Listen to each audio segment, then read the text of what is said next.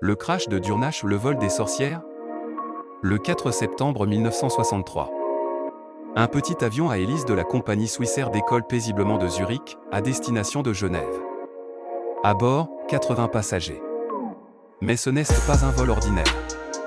Car 43 de ces passagères viennent toutes du même village, Humulwil, un hameau paisible dans la commune de Durnash, en Argovie.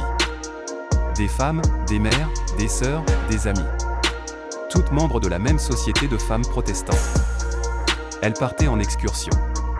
Une sortie entre femmes pour visiter une fabrique de chocolat et découvrir les charmes du lac Léman. Un moment de joie qui tournera au drame.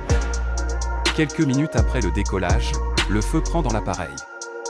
Le pilote tente désespérément de revenir à l'aéroport. Mais l'avion s'écrase dans un champ, à un licon. Il n'y aura aucun survivant. Mais ce n'est que le début de l'histoire.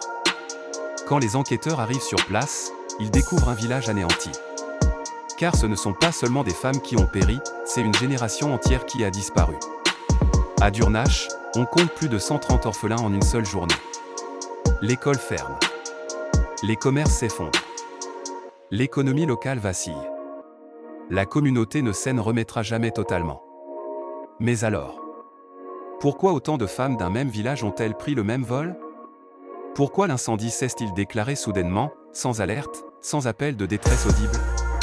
Pourquoi certaines pièces de l'avion ont disparu avant même la fin de l'enquête? Et surtout, pourquoi ce surnom étrange? Le vol des sorcières? Certains murmurent que cette société de femmes protestantes cachait d'anciens rituels. D'autres affirment qu'un rêve prémonitoire, survenu la veille dans le village, avait annoncé la catastrophe. Des lettres retrouvées dans les ruines parlent de pressentiments, de malédictions. Une femme aurait refusé de monter dans l'avion, convaincue qu'il ne reviendrait jamais. Sacrifice collectif?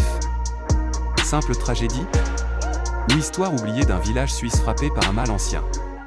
À vous de décider.